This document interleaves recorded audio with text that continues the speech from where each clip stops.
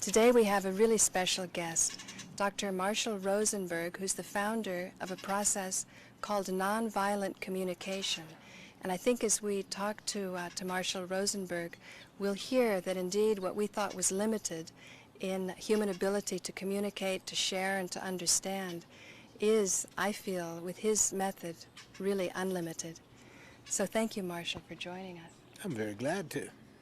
How did you develop this process of nonviolent communication? Well, I started it by some questions that have been in me, deep in me, since I've been very young. My family moved to Detroit, Michigan, just in time for the race riots of 1943. 30-some people were killed in our neighborhood in 4 days. We were locked in the house during that time. And this was a powerful learning experience for me as a young boy, that this is a world in which people may want to harm you for no reason other than your skin color. Shortly after I went to school, I found out that not only my skin color could be a stimulus for violence, but my name could be a stimulus for violence. So that's really what got me started in this work, just that consciousness that this is a world where people can want to hurt others for such reasons. And that developed in me a deep interest as a boy. Why is this so? What happens to human beings that makes them so violent in regards to such things? And I was fortunate to see that, of course, not everybody is this way. I saw people who were just the opposite, very compassionate, very loving. So I had in my consciousness as a boy growing up to learn about this. Why do some people respond compassionately to others, and why are others so violent? So those questions got me started. I studied clinical psychology, hoping that this would give me some insights into this. But what I saw in clinical psychology was really a perpetuation of the violence, because it was based on looking at people who behave in ways we don't like as though there's something wrong with them, as though they're mentally ill. And at that time I was starting to see that this was part of the problem, this kind of labeling of people, this kind of dehumanization that comes through our language, in which we think in terms of wrongness. So I then started to study people who were really living in the way that I valued, to try to see what contributed to their being able to stay compassionate even in the face of violence around them. Can you give examples of some of those people? Well, in my book I mentioned one of them. I was very fortunate as a young boy to have an uncle who came to our house each evening. My grandmother was totally paralyzed and was on a bed in the dining room, and each evening he would come home from his hard work. He worked 8 hours, and then he would come over to our house and help my mother take care of my grandmother. And the whole time he was taking care of her, he had the most wonderful smile on his face. Well, whereas in the streets I was seeing the smile on the people's faces who were beating me because I was Jewish, and the observers watching it and enjoying it, I saw that kind of smile. And then I came into my house and I saw the smile on the face of my uncle as he was taking care of my grandmother. And of course I saw many such examples of people like my uncle, that no matter what's going on around them, they got more pleasure out of contributing to people's well-being than getting caught up in the violence. Some people would say you create your reality, so in a certain way the fact that you were able to draw into your life more better examples than worse examples, it might have shaped your direction, because you're certainly not a wimp. You don't avoid conflict or helping people who are not the benevolent smilers, so to speak. You see the good in others. I like your concept that we create our reality, but we got to, and I'm sure you're aware that this can often be heard in a way that implies we're blaming the victim for their conditions. Oh, I agree with you. So yes, to a large degree, how we look at things and how we behave creates our reality. But of course, we need to be conscious that to a large degree, gangs create our reality. Some gangs call themselves gangs. Some gangs call themselves multinational corporations. Some gangs call themselves governments. And these gangs create a lot of our reality. But you're not afraid of these gangs. You use nonviolent communication to reach in and make your life more beautiful as a result of that reaching in. Yes, one of the aspects of our training is not only to train people to be more compassionate to themselves and to be able to connect with others in a compassionate way, but to transform whatever structures are making it difficult to relate in a compassionate way, to transform the structures, the gangs as I'm calling them, to transform them so they support people contributing to one another's well-being rather than people competing with each other or dominating each other. Well, many experts who've analyzed the whole multinational corporate structure, wind up giving data that's very discouraging. It's not like any one person's trying to hurt things, but like there's a momentum of the machinery that's set up that's not helping people get the most of what they can with the planetary resources. If you see those structures and what power they have and how many people support them, it certainly can be scary. Even if you're as fortunate as I am to work in many countries with people who are banding together and getting things done in transforming these structures, it's very encouraging, especially in the last few years as more and more people become conscious of how these gangs function and what we can do when we get together to transform them. It's very encouraging. So you help these groups of people to communicate better, and also, can you give an example of how they can communicate with the corporations using your methods? Well, first of all, to get the access to the people who maintain the corporations is a very big step. So our training shows people how to use our training to get access to the people we need to communicate with. Almost all of us know someone who can get us in touch with the people we need to communicate with.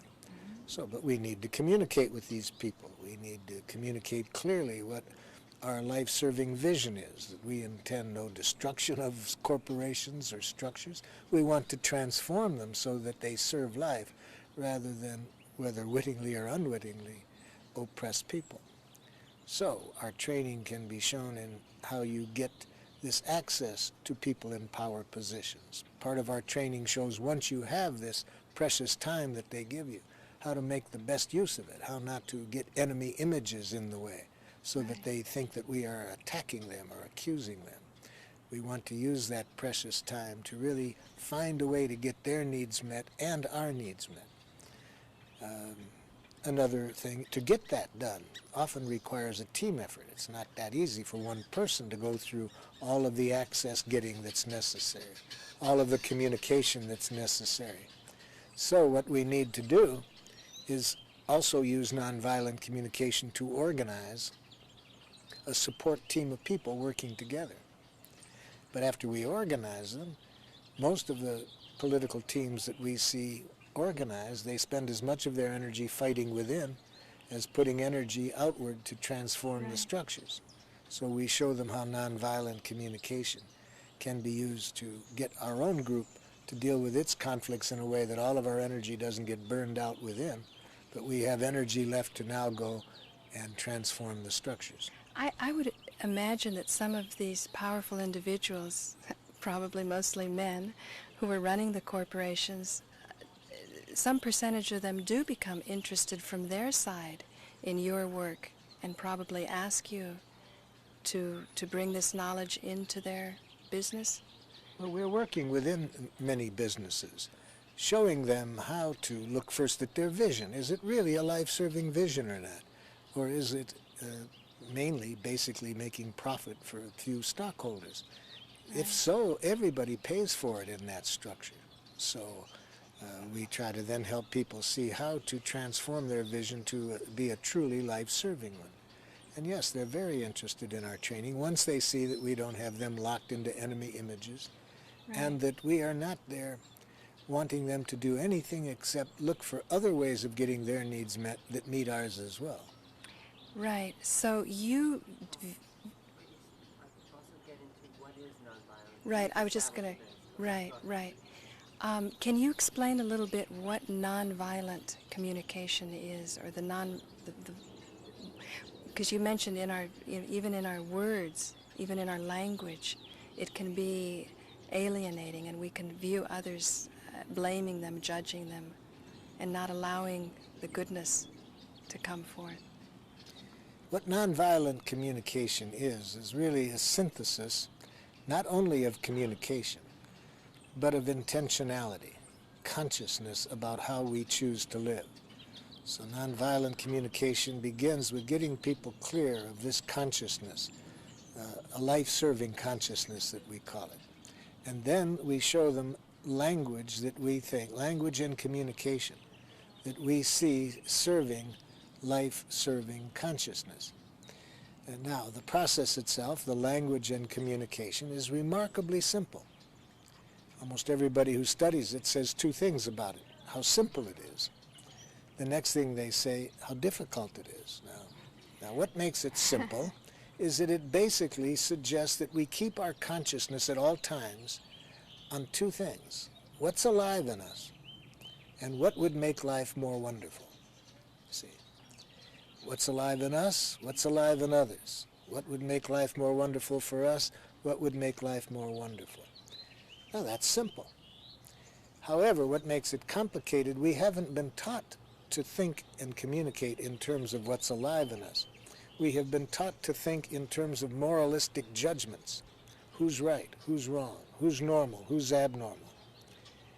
So when you have been educated for about 10,000 years, as we have, to think and communicate in moralistic judgments, which incidentally, all of the basic religions have warned us for centuries, do not use moralistic judgments. The Christian tradition says it very clearly: judge not others, lest ye be judged. Right.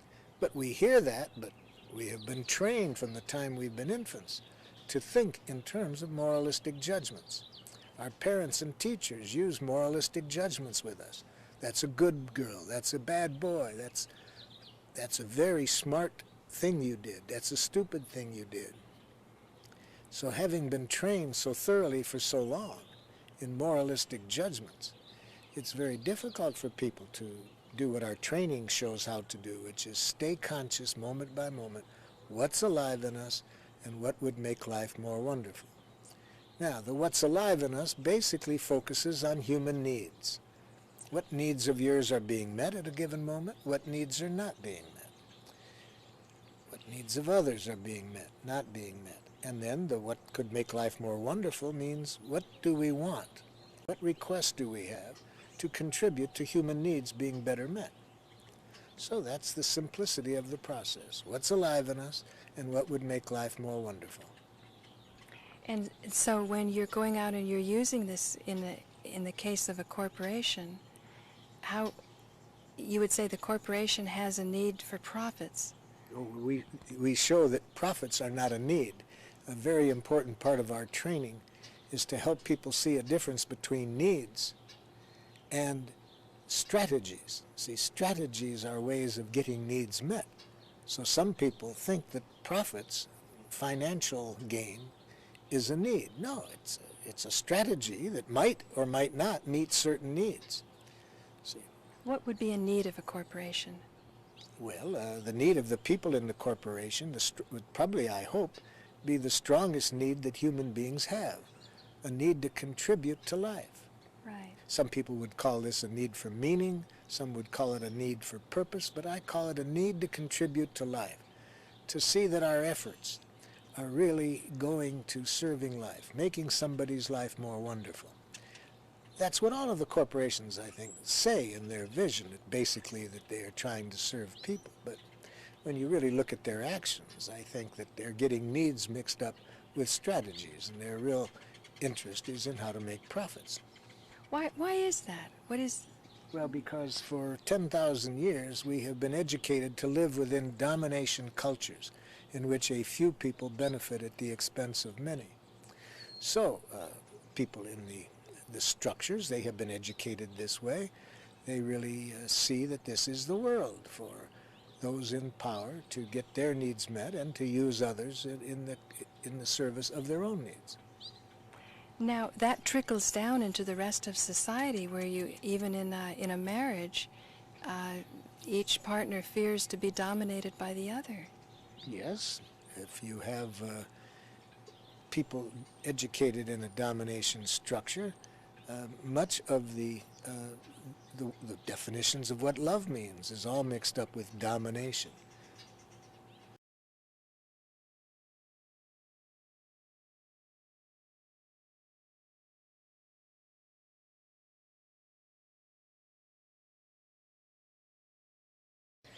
Now, we need to clear up one thing about the intention of nonviolent communication. As you suggested, it's very important that we not mix up the intention of creating a connection in which everybody's needs can get met. That's the intention of nonviolent communication. It's not getting our way. It's not getting our way, exactly. It's not getting the other person to do what you want. But that's a very hard intention to get through to people who have been educated in a culture who interpret that it is their objective to get the other person to do what you want. For example, many parents will say to me something like one did recently. She said, "Marshall, how do I get my son to clean up his room?" I said, "Is that your objective?" She said, "Yes." I said, "Then he won't." "Oh," she said, "so I'm supposed to just let him do whatever he wants and I have to do all the cleaning?" See, she could only see two objectives: to either get him to do what she wants, or she had to be a loser and not get her needs met. I said, "I'd like you to see another possibility. What we're saying is to create the quality of connection that will allow your needs to get met and your son's needs to get met. But in order for that to happen, you can't get addicted to the strategy of getting him to clean up his room. He may very well end up cleaning up the room once he sees what your needs are and trusts that you are equally concerned with his needs." Maybe this process makes us get a better idea of who we are. We may come in thinking that we want something, but working with these connections with people, we may find as a result of listening to the feelings and needs of someone else, we may actually want something different, greater, better. This is why differences and conflict are wonderful, if we go about it with certain consciousness. Yes, very often we come out with something far richer than we go in with, in terms of various strategies that might be effective in meeting our needs. If what we go in with, we see it doesn't meet the other person's needs, through an exploration of then how can we find a way to get everybody's needs met, we often do come out with a much more creative resolution. Why are you so confident that everybody can get their needs met? Because I feel you're very optimistic and you're very convinced that there are no differences that can't be resolved. Many times people say, "Yes, how do you have this belief in the innate goodness of people?" And I say it has nothing to do with a belief or a faith. In my work, I do a lot of conflict resolution, and a lot of it is between people that hold deep pain between themselves. I've mediated between tribes in northern Africa where a quarter of the population were killed in the year before I started to work with them. I mediate between teams of groups of Hutus and Tutsis in Rwanda and Burundi. I've worked in Sierra Leone with people who have had horrible things happen with the other people in the room with them. I've worked between Israelis and Palestinians, but actually some of the most bitter conflicts I've been through are through husbands and wives, children and their parents. Right. So then, in answer to your question, why do I have this trust that everybody's needs can get met? Because I find out that when I can get both sides hearing what the other side is needing, what needs of theirs, what human needs are not getting met, you see, and what pain do they feel as a result of that. When I can get both sides seeing that, getting rid of all enemy images so that nobody is saying the other side is wrong, oppressive, stupid, anything that implies a criticism. When I can get both sides at that level, they see each other's unmet needs. They don't hear any criticism.